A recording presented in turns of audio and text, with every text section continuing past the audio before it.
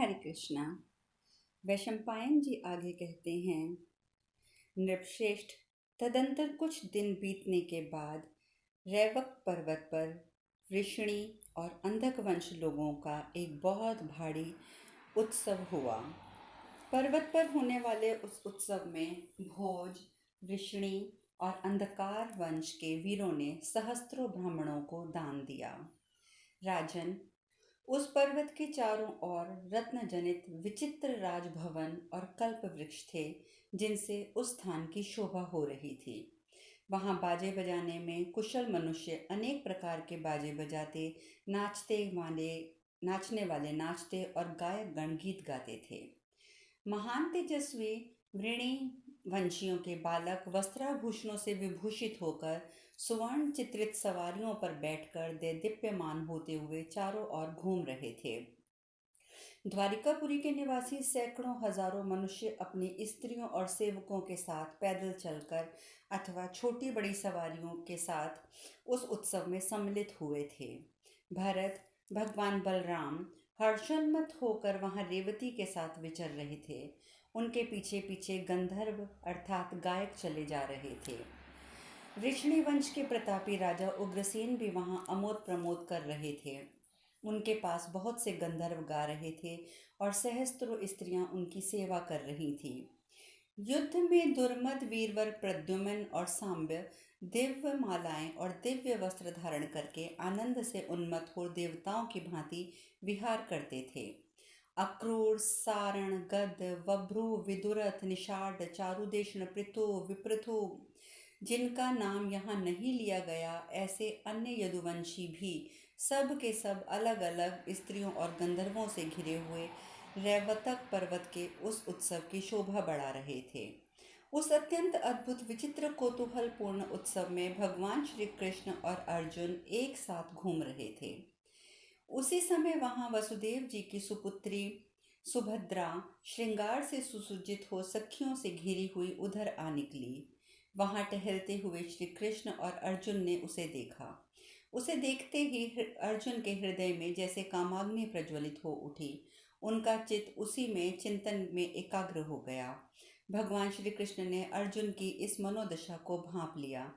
फिर वे पुरुषोत्तम हंसते हुए बोले, भरत, यह क्या, वनवासी का मन भी इस प्रकार काम से उन्मथित हो रहा है? कुंती नंदन, ये मेरी बहन और सारण की सगी बहन है। तुम्हारा कल्याण हो, इसका नाम सुभद्रा है। ये मेरे पिता की बड़ी लाडली कन्या है। यदि तुम्हारा विचार इससे ब्याह करने का है तो मैं पिता से स्वयं कहूँगा। अर्जुन ने कहा, ये वसुदेव जी की पुत्री, साक्षात आप वसुदेव की बहन और अनुपम रूप से संपन्न है, फिर ये किसका मन नहीं मोह लेगी? सखे, यदि ये वृषण कुल की कुमारी और आपकी बहन सुभद्रा मेरी रानी हो सके तो निश्चय ही मेरा समस्त कल्याणमय मनोरथ पूर्ण हो जाएगा। जनार्दन, बताइए, इसे प्राप्त करने का क्या उपाय हो सकता है? यदि मनुष्य द्वारा यह कर सकने योग्य होगा तो वह सारे प्रयत्न मैं अवश्य करूँगा। यह सुनकर भगवान श्री कृष्ण बोले, नरश्रेष्ठ पार्थ, क्षत्रियों के विवाह का स्वयंवर एक प्रकार है, परंतु उसका परिणाम संदिग्ध होता है, क्योंकि स्त्रियों का स्वभाव अनिश्चित हुआ करता है। पता नहीं वे स्वयंवर में किसका वर्ण करें। बलपूर्वक कन्या का हरण ही शूरवीर क्षत्रियों के लिए विवाह का उत्तम हेतु कहा गया है, ऐसा धर्मज्ञ पुरुषों का मत है। अतः अर्जुन, मेरी राय तो ये है कि तुम मेरी कल्याणमयी बहन को बलपूर्वक हर कर ले जाओ। कौन जानता है स्वयंवर में उसकी क्या चेष्टा होगी और वह किसका वर्ण करना चाहेगी। तब अर्जुन और श्री कृष्ण ने कर्तव्य का निश्चय करके कुछ दूसरे शीरगामी पुरुषों को इंद्रप्रस्थ में धर्मज्ञ युधिष्ठिर के पास भेजा और सब बातें उन्हें सूचित करके उनकी सम्मति जानने की इच्छा प्रकट की। महाबाहु युधिष्ठिर यह सुनते ही अपनी ओर से उन्होंने आज्ञा दे दी। भीमसेन ने यह समाचार सुनकर अपने को कृतकृत्य मानने लगे और दूसरे लोगों के साथ बातें करते हुए उन्हें बड़ी प्रसन्नता हुई। इस प्रकार आज्ञा संबंधी 218वां अध्याय पूर्ण हुआ। वैशंपायन जी आगे कहते हैं, जन्मेजय, तदंतर उस विवाह संबंधी संदेश पर युधिष्ठिर की आज्ञा मिल जाने के पश्चात धनंजय को जब यह मालूम हुआ कि सुभद्रा रैवतक पर्वत पर गई हुई है, तब उन्होंने भगवान श्री कृष्ण से सलाह ली। श्री कृष्ण ने उन्हें आगे क्या करना है यह बताकर सुभद्रा से विवाह करने तथा उसे हर ले जाने की अनुमति दे दी। श्री कृष्ण की सम्मति पाकर भरत श्रेष्ठ अर्जुन अपने विश्राम स्थान चले गए। भगवान की आज्ञा से दारुक ने उनके सुवर्णमय रथ को विधि पूर्वक सजाकर तैयार किया। उसके स्थान स्थान पर छोटी छोटी घंटिकाएं और झालर लटका दी और शैव्य, सुग्रीव और अश्व भी उसमें जोत दिए गए। उस रथ के भीतर सब प्रकार के अस्त्र शस्त्र मौजूद थे। उनकी घरघराहट से मेघ की गर्जना के समान आवाज होती थी। वह प्रज्वलित अग्नि के समान तेजस्वी जान पड़ता था। उसे देखते ही शत्रुओं का हर्ष हवा हो जाता था। नरश्रेष्ठ धनंजय कवच और तलवार बांधकर एवं हाथों में दस्ताने पहनकर उसी रथ के द्वारा शिकार खेलने के बहाने रैवतक पर्वत पर गए। उधर सुभद्रा गिरिराज रैवतक तथा उन सब देवताओं की पूजा करके ब्राह्मणों से स्वस्ति वाचन करा के पर्वत की परिक्रमा पूरी करके द्वारका की ओर लौट रही थी। अर्जुन कामदेव के बाणों से भी पीड़ित थे। उन्होंने दौड़कर सर्वांग सुंदरी सुभद्रा को बलपूर्वक रथ पर बिठा लिया। इसके बाद पुरुष सिंह धनंजय पवित्र मुस्कान वाली सुभद्रा को साथ लेकर उस सुवर्णमय रथ के द्वारा अपने नगर की ओर चल दिए। सुभद्रा का अपहरण होते देखकर सैनिक गण हल्ला मचाते हुए द्वारकापुरी की ओर दौड़े। उन्होंने एक साधु सुधर्मा सभा में पहुंचकर सभापाल से अर्जुन के उत्साहपूर्वक पराक्रम का सारा हाल कह सुनाया। उनकी बातें सुनकर सभापाल ने सबको युद्ध के लिए तैयार होने की सूचना देने के उद्देश्य से सुवर्ण खचित नगाड़ा बजाया, जिसकी आवाज़ बहुत ऊंची और दूर तक फैलने वाली थी। उसकी आवाज़ सुनकर भोज, वृषणी और अंधकार वंश के सभी वीर क्षुब्ध हो उठे और खाना पीना छोड़कर चारों ओर से दौड़े चले आए। उस सभा में सैकड़ों सिंहासन रखे गए थे जिनमें सुवर्ण जड़ा था। उन सिंहासनों पर बहुमूल्य बिछौने बिछे थे। वे सभी आसन मणि और मूंगों से चित्रित होकर प्रज्वलित अग्नि के समान प्रकाशित हो रहे थे। सभी महारथी वीर उन्हीं सिंहासनों पर आ बैठे मानो यज्ञ की वेदियों पर प्रज्वलित अग्निदेव शोभा पा रहे हों। देव समूह की भांति वहां बैठे हुए उन यदुवंशियों के समुदाय में सेवकों सहित सभापाल में अर्जुन की वह सारी करतूत कह सुनाई। यह सुनते ही युद्धोन्माद से लाल नेत्रों वाले वृषणिवंशी वीर अर्जुन के प्रति अमर्ष से भर गए और गर्व से उछल पड़े। वे बड़ी उतावली के साथ कहने लगे, जल्दी रथ जोतो, फौरन प्रास ले चलो, धनुष और बहुमूल्य एवं विशाल कवच लाओ। कोई सारथियों को पुकार कर कहने लगे, अरे जल्दी रथ जोतो। कुछ लोग स्वयं ही सोने के आभूषणों से विभूषित घोड़ों के रथों को जोतने लगे। रथ कवच ध्वजा के लाए जाते समय चारों ओर नर नारियों के कोलाहल से बहुत भारी तुमुल ध्वनियां व्यक्त हो रही थी। तदंतर कैलाश शिखर के समान गौवर्ण वाले नील वस्त्र और वनमाला धारण करने वाले बलराम जी उन यादवों से इस प्रकार बोले, मूर्खों, श्री कृष्ण तो चुपचाप बैठे हैं, तुम ये क्या कर रहे हो? इनका अभिप्राय जाने बिना ही तुम इतने कुपित हो उठे। तुम लोगों की यह गर्जना व्यर्थ ही है।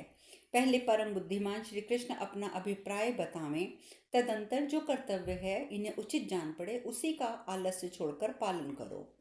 बलराम जी की ये बात मानने योग्य थी और उसे सुनकर सब यादव चुप हो गए और सब लोग उन्हें साधुवाद देने लगे। परम बुद्धिमान बलराम जी ने उस वचन को सुनने के साथ ही वे सभी वीर फिर उस सभा में मौन होकर बैठ गए। तदंतर परम तप बलराम जी भगवान श्री कृष्ण से बोले, जनार्दन, यह सब कुछ देखते हुए भी तुम मौन क्यों बैठे हो? अच्युत, तुम्हारे संतोष के लिए ही हम लोगों ने अर्जुन का इतना सत्कार किया, परंतु वह खोटी बुद्धि वाला कुलंगार उस सत्कार के योग्य कदापि नहीं था।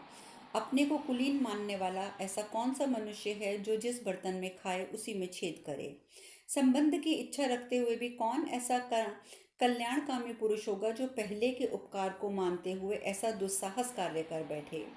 उसने हम लोगों का अपमान और केशव का अनादर करके आज बलपूर्वक सुभद्रा का अपहरण किया है, जो उसके लिए उसकी मृत्यु के समान है। गोविंद, जैसे सर्प पैर की ठोकर नहीं सह सकता, उसी प्रकार मैं उसके जो मेरे सर पर पैर रखता है उसे मैं कैसे सह सकूंगा। अर्जुन का ये अन्याय मेरे लिए असह्य है।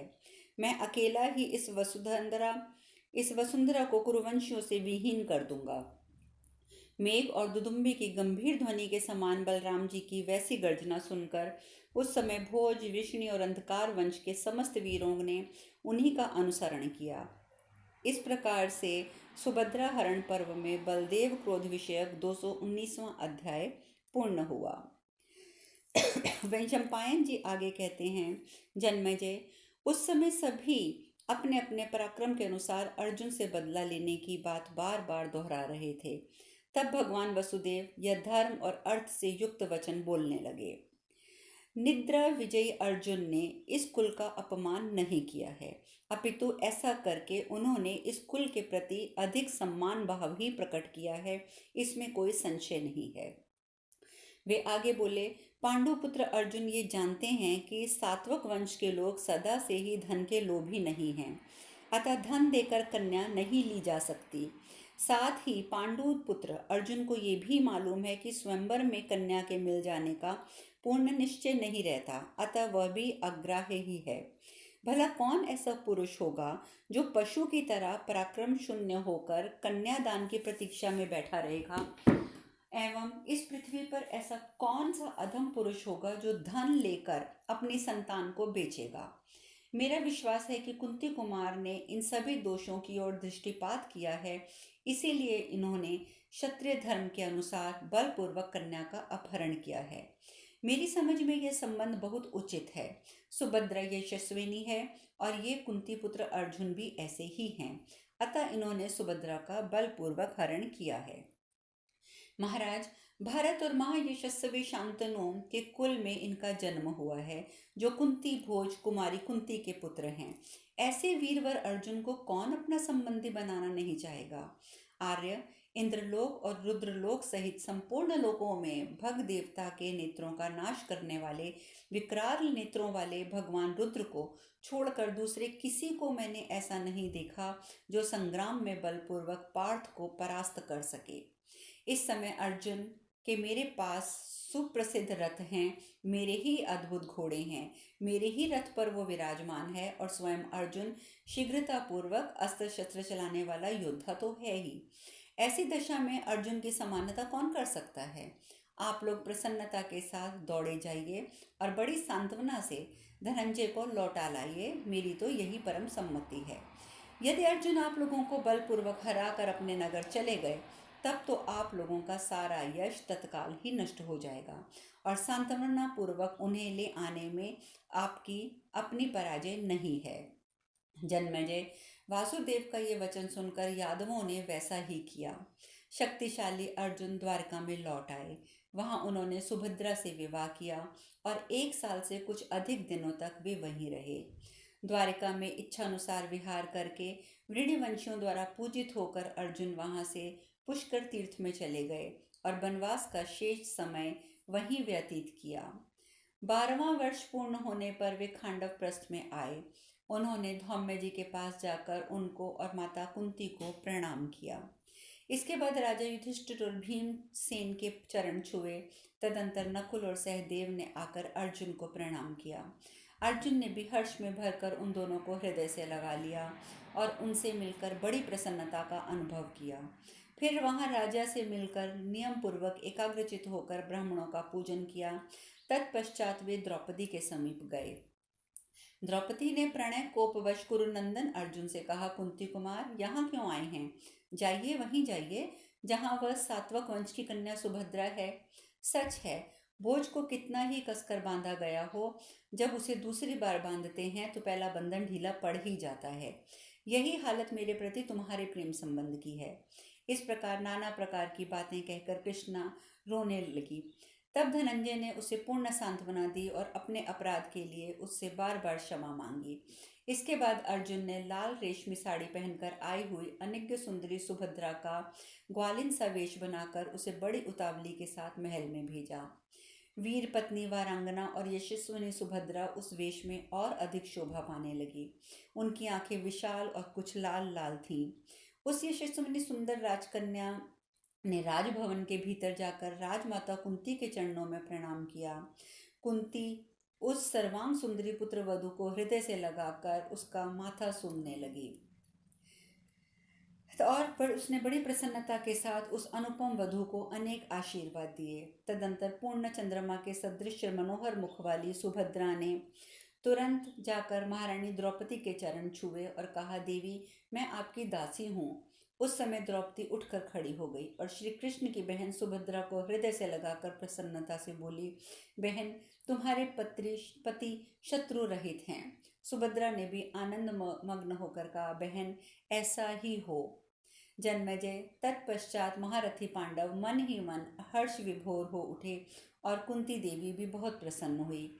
कमल नयन भगवान श्री कृष्ण ने जब यह सुना कि पांडव श्रेष्ठ अर्जुन अपने उत्तम नगर इंद्रप्रस्थ पहुंच गए हैं, तब वे शुद्ध आत्मा श्री कृष्ण एवं बलराम तथा वृषणी और अंधक वंश के प्रधान वीर महारथियों के साथ वे वहां आए। शत्रुओं को संताप देने वाले श्री कृष्ण भाइयों, पुत्रों और बहुतेरे योद्धाओं के साथ घिरे हुए तथा विशाल सेना से सुरक्षित होकर इंद्रप्रस्थ में पधारे। उस समय वहां वृषणी वीरों के सेनापति शत्रुदमन, महायशस्वी, परम बुद्धिमान दानपति अक्रूर जी भी आए थे। इसके सिवा महातेजस्वी, अनादि दृष्टि और साक्षात बृहस्पति के शिष्य, परम बुद्धिमान, महामनस्वनी एवं परम यशस्वी उद्धव जी भी साथ आए थे। सत्यक, सात्यकी, सात्वक वंश, कृतवर्मा, प्रद्युमन, सांब, निषट, शंकु, पराक्रमी चारुदेशन, झिल्ली, विप्रथु, महाबाहु, सारण तथा विद्वानों में श्रेष्ठ गद, ये तथा दूसरे बहुत से वृषणी, भोज और अंधक वंश के लोग दहेज की बहुत सी सामग्री लेकर खांडव प्रस्थ में आए। महाराज युधिष्ठिर ने भगवान श्री कृष्ण के आगमन का समाचार सुनकर उन्हें आदर पूर्वक लेवा लाने के लिए नकुल और सहदेव को भेज दिया। इस प्रकार उन दोनों के द्वारा स्वागत पूर्वक लाए हुए वृषणी वंशियों के उस परम समृद्धशाली समुदाय ने खांडव प्रस्थ में प्रवेश किया। शेष कथा कल। हरे कृष्णा, हरे कृष्णा, हरे कृष्णा।